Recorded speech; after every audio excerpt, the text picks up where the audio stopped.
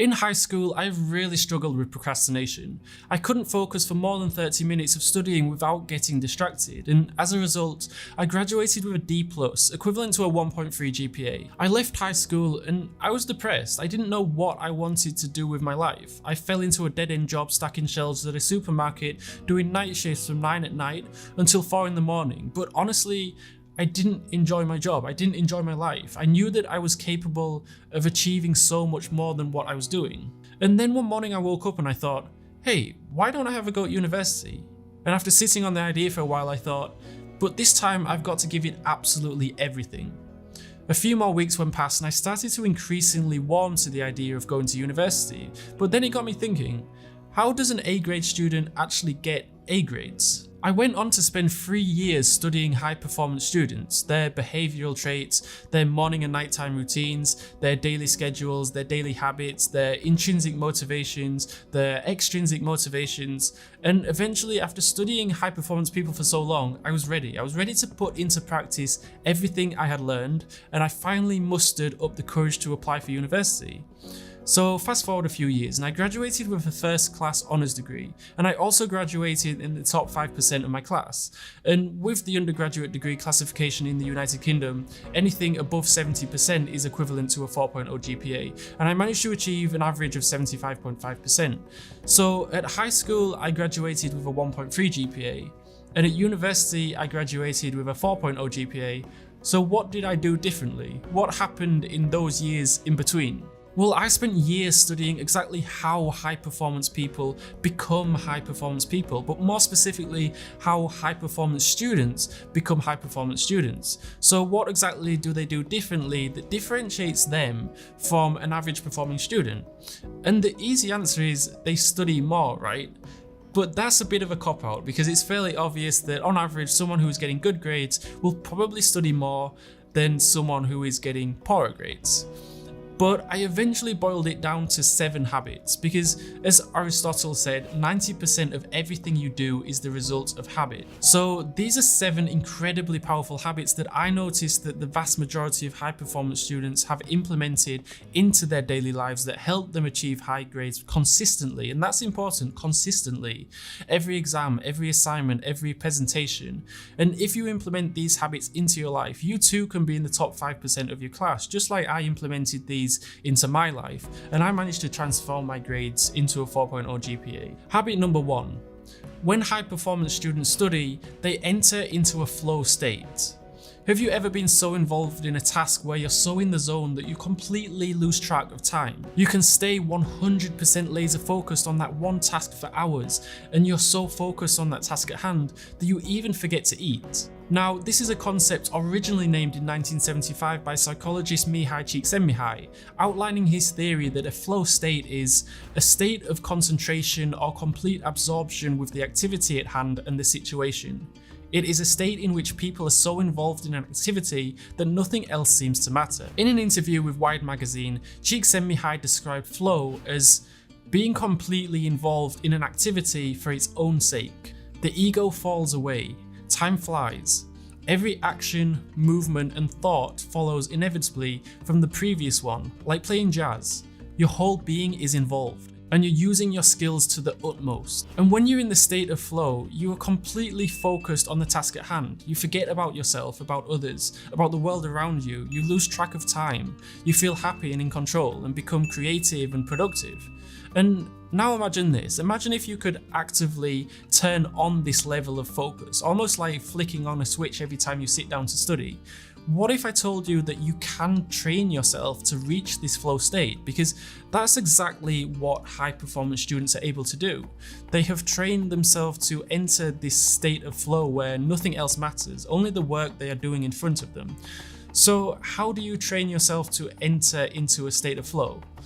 So the first thing you need to do is find a quiet study place. It's fairly obvious, right? Clear away all distractions, and yes, that includes your phone and any desktop notifications from Instagram or Facebook or emails or anything else that might pop up or make noise to interrupt your thoughts.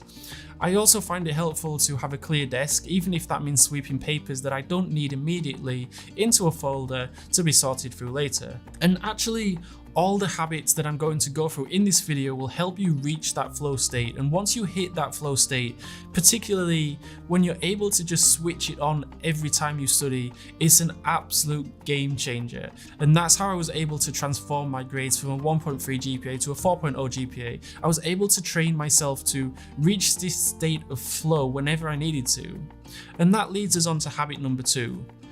High performance students have a productive daily routine. Now, this is such an important step in being able to achieve peak flow. It's to create a productive daily routine that fits around your lifestyle. So at high school, I never had a daily routine and I just kind of did what I wanted to do.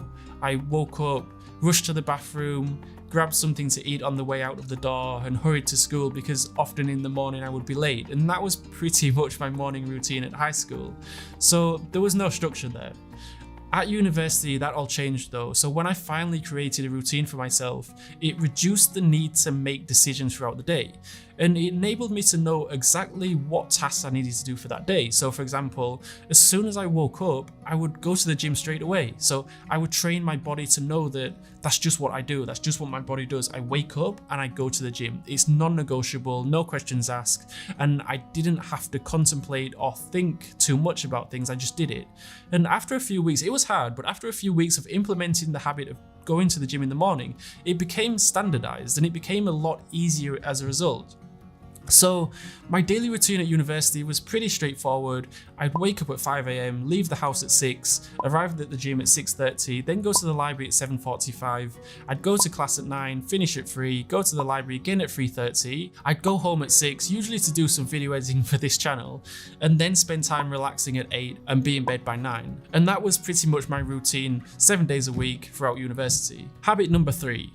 High performance students surround themselves with greatness. You'll hear me mention this quote quite often on this channel. You are the average of the 5 people you spend the most time with, or as Dan Pena would say, show me your friends and I'll show you your future. Wasting your time with people that mean Correct. nothing to you. Okay. Show me your friends and I'll show you your future. That's one of your top It is. 3 pieces. Show me your friends and I'll show you your future. And I can't really articulate how powerful, how life-changing this is when you actually start spending time with people that are where you want to be right now. So after graduating from high school, I spent about 2 years, 1.5, 2 years working a dead-end job, stacking shelves in a supermarket, and I saved up enough money and quit my job and went backpacking around Asia for 6 months. And in this 6 months, I met some phenomenal people, from scientists, musicians, lawyers, pilots, business people, some of them owning Ferraris, some of them owning Lamborghinis. And I had a bit of an epiphany. If these people, seemingly ordinary people, right, can make such a positive impact on the planet to the point where they're able to generate that level of wealth, then what's stopping me from also making the same level of impact? And it really helped me lift my self-limiting beliefs. You see, through high school, I was surrounded by average performing people, average grades, average everything. And it wasn't until I stepped out of this bubble that I was in and started rubbing shoulders with people far more successful than me that I actually started to believe that I was capable of achieving phenomenal things. And so I brought this mindset to university. And at university, I was naturally drawn to students that were high performance students, and I would talk to them and observe them and watch how they studied and how long they studied for, and I would learn so much from them. But what if you don't really know anyone that is a high performing person, someone that is incredibly successful in whatever field they might be in? Because I had this problem too, and probably a lot of you watching this right now might be in a similar position. And that's when you can take advantage of all this amazing technology that we have around us. Endless hours of videos, of podcasts, of documentaries, of books that have been produced or written by some of the most successful people on the planet. So there really is no excuse to not learn from the most successful people. Whatever your field is in, whether it's medicine, some of the best doctors and surgeons on the planet have written books, and they've even got their own YouTube channels, some of them. The same goes for lawyers, accountants, entrepreneurs, whatever it is that you want to be great in, you can learn from the most successful people on the planet in that particular field. It really is easy to take all the wealth of knowledge we have around us and take it for granted because there's literally so much of it, right? And that leads me on to habit number 4. high performance students practice gratitude. And this is something that I started doing probably 3.5, 4 years ago now. And first and foremost, I'm a lot happier and my life is a lot more meaningful and fulfilling as a direct result of consciously practicing gratitude on a daily basis. Now, I was watching an interview by Tony Robbins a few years ago, and he practices gratitude every single morning as soon as he wakes up, and he calls it priming. And part of his priming process is to think of all the incredible things that are happening in his life that he's grateful for. And he steps in like he's there, so he can feel it within himself. He can feel the gratitude deep within himself. And I think it's more important now more than ever to practice gratitude because we're bombarded with negativity and suffering in the media and pretty much every digital platform. We're coming on the air with breaking news, very sad news. Tonight, the end of a catastrophic year and hopes and fears for 2021. If you think back over 2020, you'll probably automatically think about the coronavirus, about the Black Lives Matter riots, about the Beirut explosion, about Kobe Bryant's death, for example, because this is the news that sells. That's what people actually want to hear. And in fact, in 2014, researchers Mark Trusler and Stuart Soroka set up an experiment run at McGill University in Canada. And in the study, the volunteers were asked to select some stories about politics to read from the news websites. And they were asked to answer questions on the kind of political news they prefer to read. And interestingly, the results showed that participants actually chose stories with negative topics such as corruption, setbacks, and hypocrisy and so on. They tended to stay away from neutral and positive stories. And people who were more interested in current affairs and politics were even more likely to choose bad news over good news. And the researchers explained this with a theory that we have evolved to react quickly to potential threats because bad news could be a signal that we need to change what we're doing to avoid danger, and it makes sense from an evolutionary perspective. And with all this negativity in the media, it's important to remember that you have so many things in your life to be grateful for. The fact that you even woke up in the morning, because the reality is that thousands of people unfortunately didn't. And it can be easy to forget and take for granted that tomorrow will be here. And the truth is that none of us know how long we're going to be alive for. And for me, since practicing gratitude more often, it's a phenomenal antidote for pretty much all the negative emotions and situations I have in my life. So for example, it's difficult to feel grateful and sad at the same time, or it's difficult to feel grateful and angry at the same time.